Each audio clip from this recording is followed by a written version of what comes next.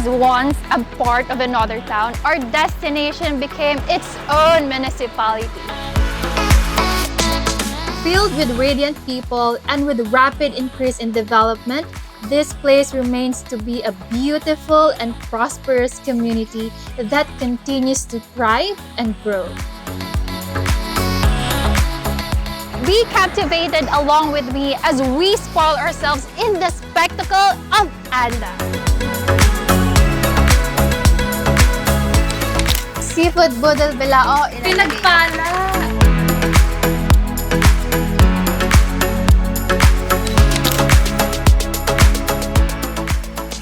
Have you ever heard of an island formed out of dead corals? Coral Cemetery Island?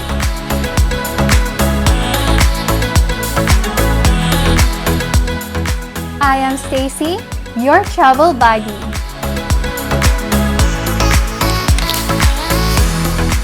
Para ma-experience ninyo kung paano mabuhay sa nag-iisang bayan na isla dito sa Pangasinan. Tranquil haven with its beautiful seascapes and crystal clear water. Ganda is independently carving its own name as another tourism jewel of the province. Dito lang yan sa Ganda mo, Pangasinan!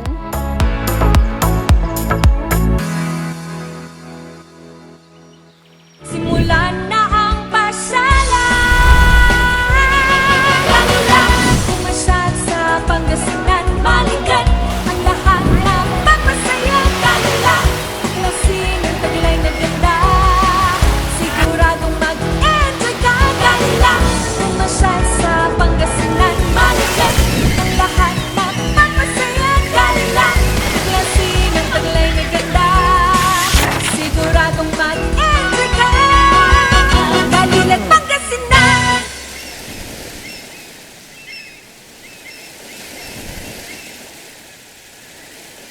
It takes roughly 5 hours drive bago marating ang bayan ng Ganda. Just take the North Luzon Expressway from Manila to the Tarlac Pangasinan Expressway. Take the Ramos exit going to Camiling Tarlac, and just a few hours from there, you reach Ganda. It takes roughly 6 hours ride naman kapag pinili nyo magbabarkada ang magbus. Daily ang biyahe mula sa Cubao at Pasay papuntang Bolinao. Just drop off at Ganda Crossing and ride a bus or tricycle going to Ganda's town proper.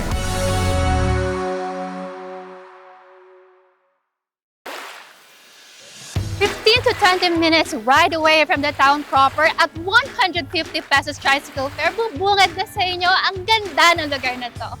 With its white sandy beaches, islands, and sandbars, Tondo Beach is a popular destination for many. Ang range po ng mga turistang pumapasok dito nasa mga 100 pataas po. Maximum na to 500 to 1,000 pataas din. Kapag holidays naman po, kaya peak season, nagre-range siya mga 500 up pataas po siya, sir. Entrance po is 5 pesos per head. Libre po tayo sa senior citizen, 7 years old below na mga bata. Sa environmental fee, which is 45 pesos per head. Sa mga cottages po namin na rental cottages po, 500 po yun, whole day na po yun.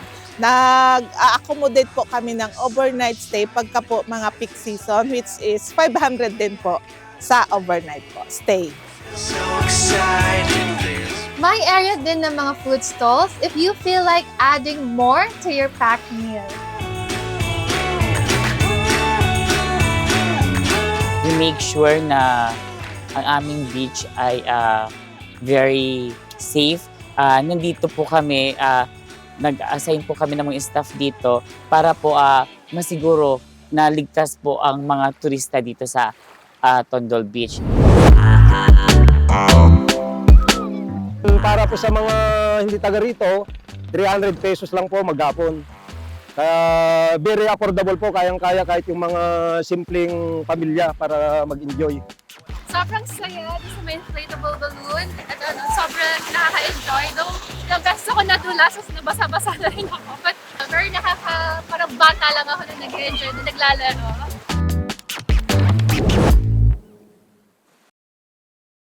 Complete your Tondo experience by staying here at Paraiso Sagubat Beach Resort. Their price ranges from 1,200 pesos to 2,000 pesos, that is kubo without aircon, 1,800 to 3,000 pesos kubo with aircon. There's also a dormitory type that is good for 6, 8, or 10 packs, which is 4,000 to 6,000 pesos. They also have a room for 2, which is 2,000 pesos only. Aside from this resort, marami pang ibang accommodations along the area where you can stay.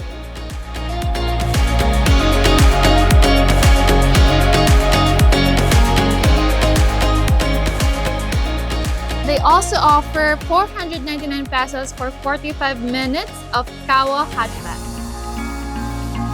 Budget friendly naman dito sa Anda talaga. Parang although ang pinakamahal na parang per barkada, group, meron na silang, ang presyo parang 10,000 per 10 packs. So parang 1,000 per head yan.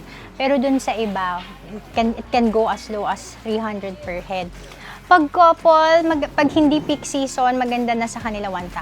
Ganyan. 1,000 to 1,500. Kapag yan, medyo peak season, at the most, parang mga 2,000. Pag napuntahan niyo po to, sigurado ako babalik-balikan niyo. Because it's not only the beach, hindi lang yung dagat ang pupuntahan niyo, yung mga tao din. Very hospitable and accommodating kami dito. Tranquil haven with its beautiful seascapes and crystal clear water, Tanduyong Island is one to visit. This is just a kilometer away by foot during low tide. Let's go!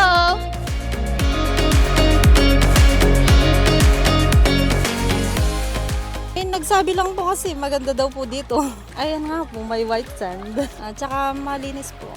Sa mga nagdadagat po dyan, maganda po dito. Huwag na po kayo maghanap ng iba. Kasi ayan naman po, nakikita naman po nila may white sand pa.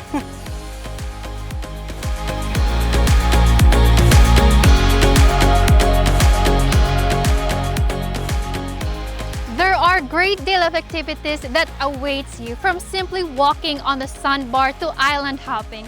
Tondo Beach is definitely well worth a visit. Sabtan Vista ite!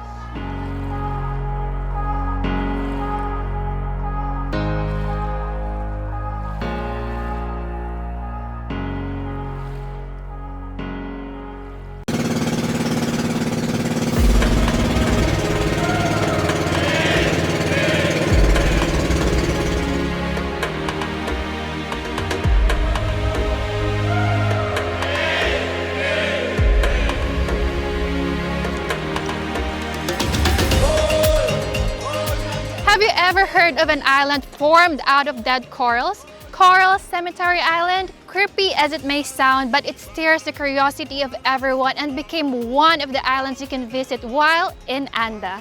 A remnant to attraction. Welcome to Cory Island.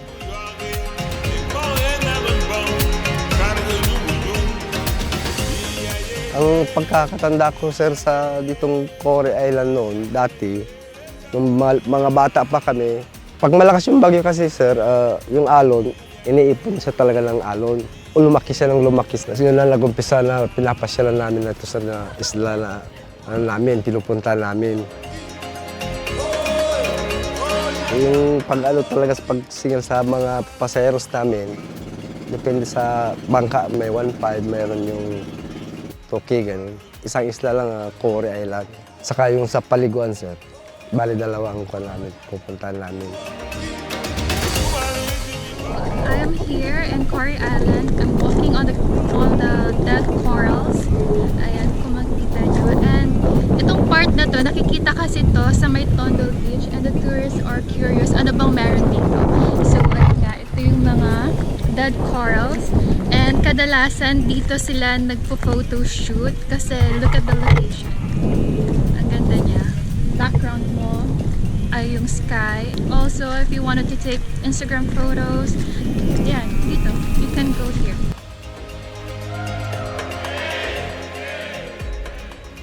Yung mga maliliit na corals naipon kasi dahil nga sa yung alon.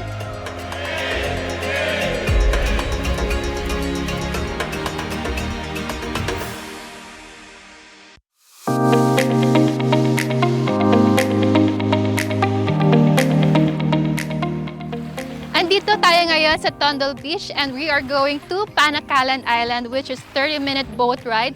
And along the way, madadaanan natin ang Ramos Island. Are you ready? Tara! Merong alternate route na papuntang Pangasinan Island, which is here sa Barangay Makalaang. It is only 15 minutes away from Tondo Beach through tricycle and it will cost you $350 kapag nag-arkila kayo nun. And yung boat ride from this area papunta sa Pangasinan is only more or less 15 minutes and it will cost you 1,200 to 1,500 pesos naman.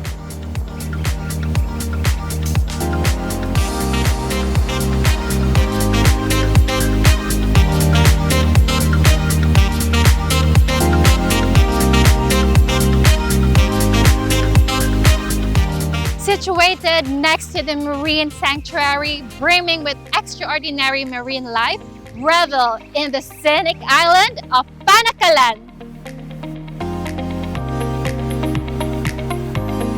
Kaya napangalanan nga Pangasinan Island yan.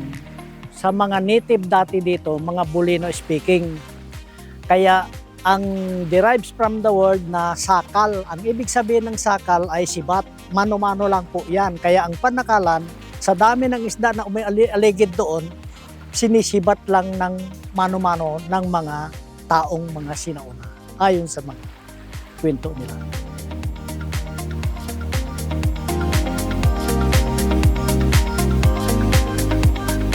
Interesting fact, itong bahay na to, nag-iiba-iba siya ng location. Minsan nasa right, minsan nasa left. Paano? It is because of the current of the water and the wind. So kapag galing sa right yung current ng water and yung wind, yung sand na move niya papunta sa left and then yung location ng bahay na pupunta sa right. Pero kapag yung wind at yung current ng water naman nanggagaling sa left side, itong mga buhangin na to napupunta dito sa may right side. That's why the location of the house parang nasa left side naman na siya. But it takes 2 to 3 years bago malipat yung majority of the sand from right to left or left to right. It's just the way of Mother Nature tricking us. What do you think?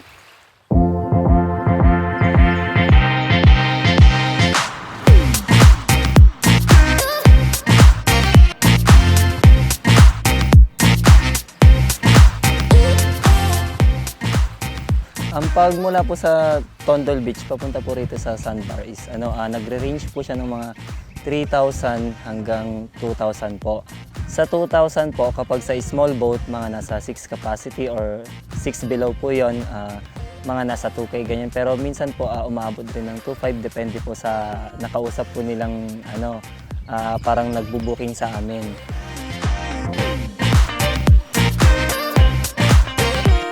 Mag-snorkel po, mag-picnic po, tapos mag-dive po sila dito sa corals po.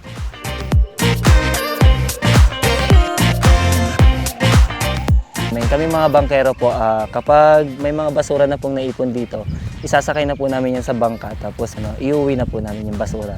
Tapos doon na po namin itatapon sa tondol po.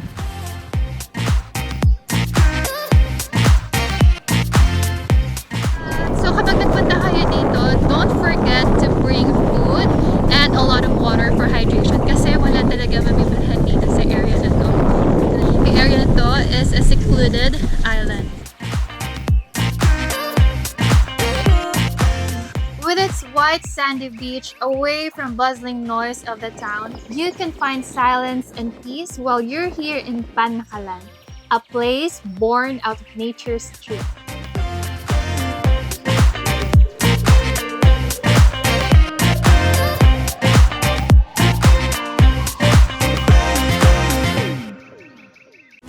Pangasinan!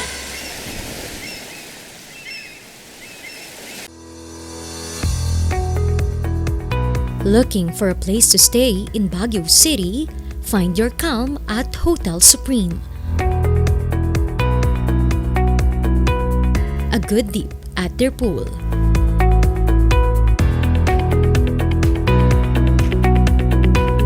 Clean and comfortable rooms with a view.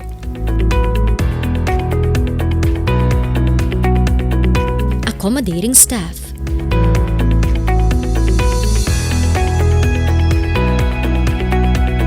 You can also enjoy a sip of coffee at their coffee shop. good food for a good mood at the restaurants. Spacious halls for events, and many more. A perfect balance of business and relaxation, all at Hotel Supreme. Manila, Pangasinan.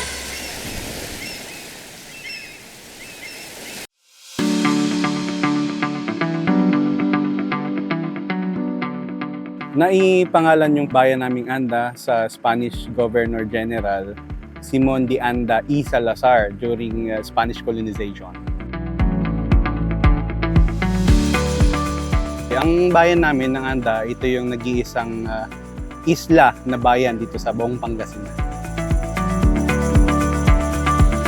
Ang pinagmamalaki ng bayan namin ng Anda, yung pagiging simple at natural yung mga attractions natin, at the same time yung beaches natin, at syempre yung mga tao namin na nandito, friendly sa ating mga tourists.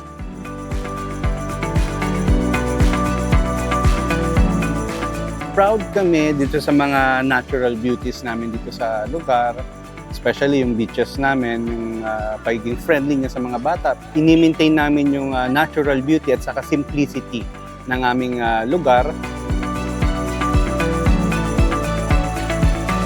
Yung Arangkada Anda po, iyan yung programa po ng ating mayor, yung mabilis na progreso o pag-progress ng bayan namin. Kaya Arangkada Anda, ang tagline din po ng aming bayan.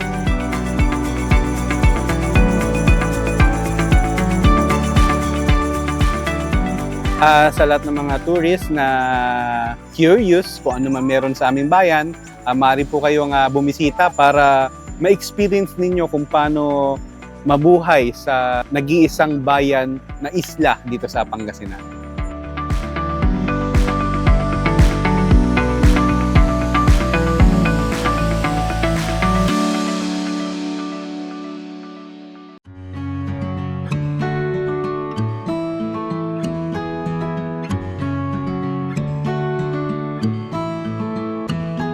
Ang Anda Bridge po ay na-construct noong 1992 at gawa po ito sa mga steel recycled materials galing sa Carmen Bridge na nag-collapse noong 1990 dahil sa killer earthquake. Ang Anda Bridge po ay may 400 meters po. Matatagpuan po ito sa may Kakiputan Channel. Ang main transportation po bago na-construct ang Anda Bridge ay through barge. This is a testament of how resilient Andanians are despite of the physical distance from the mainland. Ang pagkakaalam po namin, ang barge na yun ay kasalukuyan pong ginagamit ng ibang town. Because of the establishment of Anda Bridge, tourism and commerce flourished. This now is the gateway to the continuous development of the town.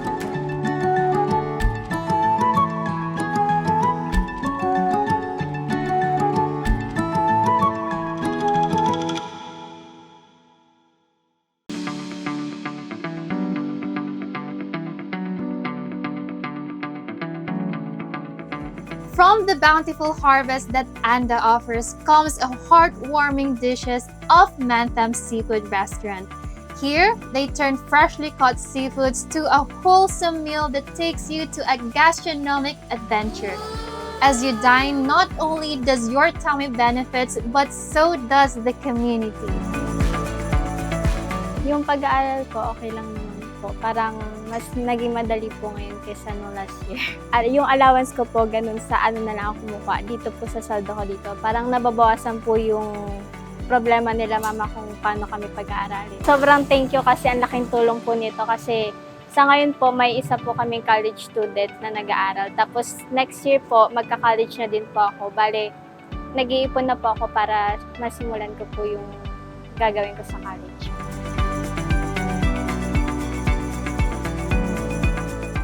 Their price range start from 50 pesos for their pares,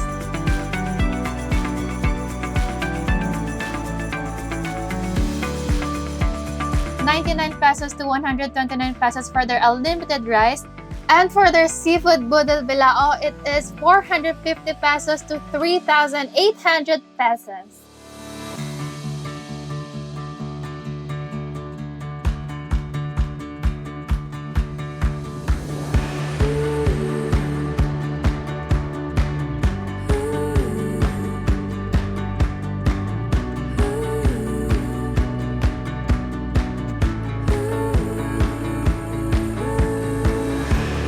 May mga ibang kainan rin sa kanilang town proper na sulit talaga at swak sa inyong mga budget.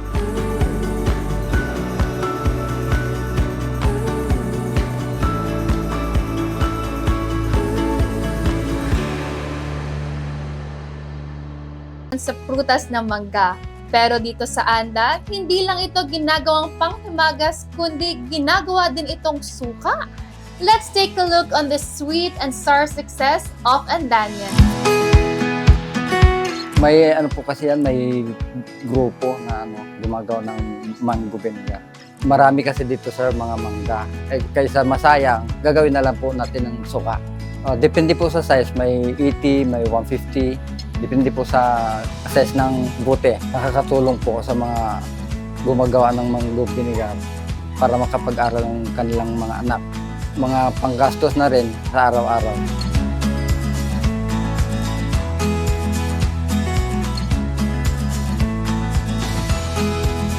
So if you ever visit Anda, try to bring home mango vinegar as pasalubong to share with your friends and family to enjoy.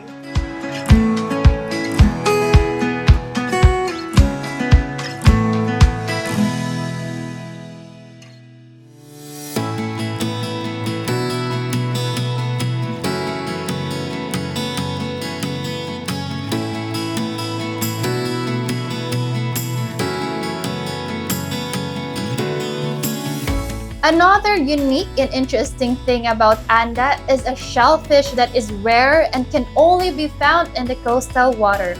Its elongated shape can be easily mistaken as tahong, but don't be fooled because its taste and rarity makes it a local delicacy for locals and tourists. This is Lucy Lucy.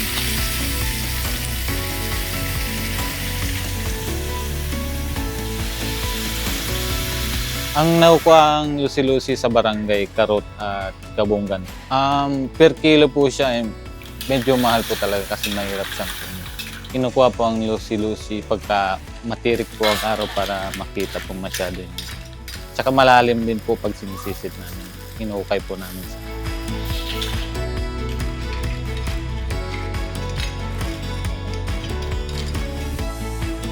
Ayan, tikman na nga natin ang lusi-lusi na nakuha dito sa Anda. So, nung nakita ko siya, para siyang tahong. Ayan yung size niya. And first time ko lang makakain nito. So, ayan. Sabi nila, dapat daw tanggalin yung itim niya bago mo siya kainin. So, yung lasa niya, para siyang lukan, pero mas malasa. Hindi ko ma-explain yung lasa niya. Pero I have to tell you na you have to try this one kapag nasa Anda kayo. Kasi kakaiba yung lasa niya and kakaiba din yung shell na to, yung itsura niya and everything. Ayan. So pag napunta rin kayo dito, meron din silang inside joke about this. So you have to ask the locals here kung ano yun.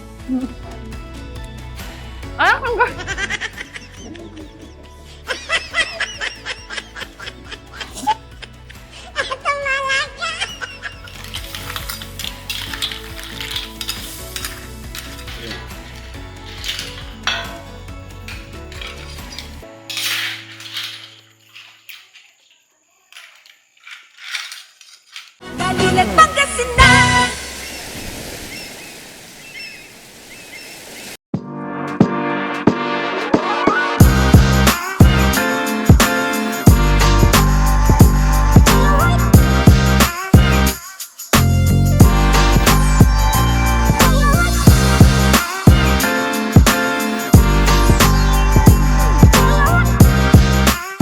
Dalilan Pangasinan!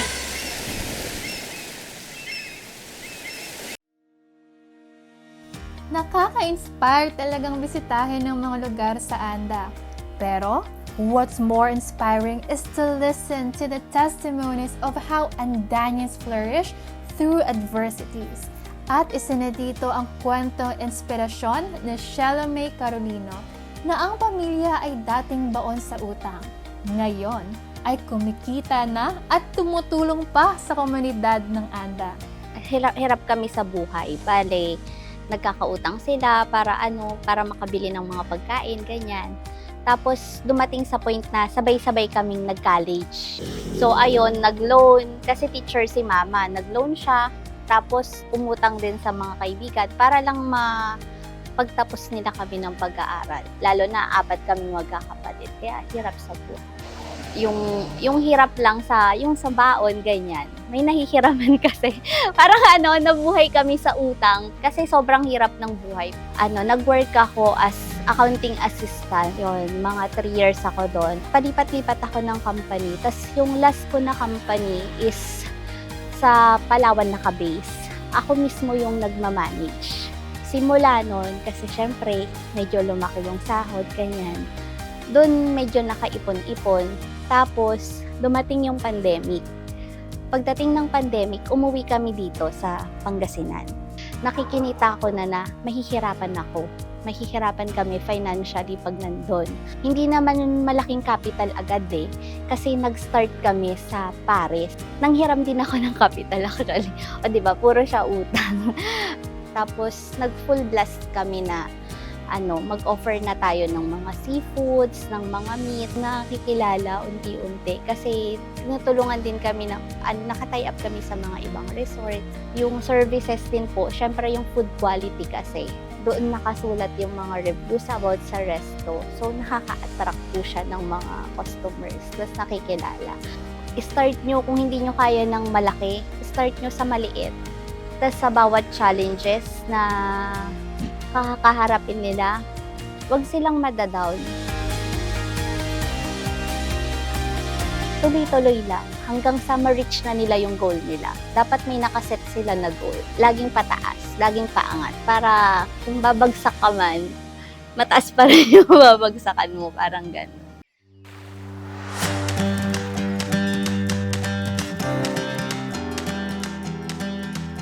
Before being established as a town, Anda was uninhabited during the middle of 19th century and mainly utilized as haven for fishermen and seafarers. Now, its population reached more than 41,500 who generally speak Zambal, Binobolinao, which is a testament of being a former barangay of Bolinao and a part of Zambales. Also tagged as the mother of 100 islands because of its proximity to the group of islands, Anda is independently carving its own name as another tourism jewel of the province.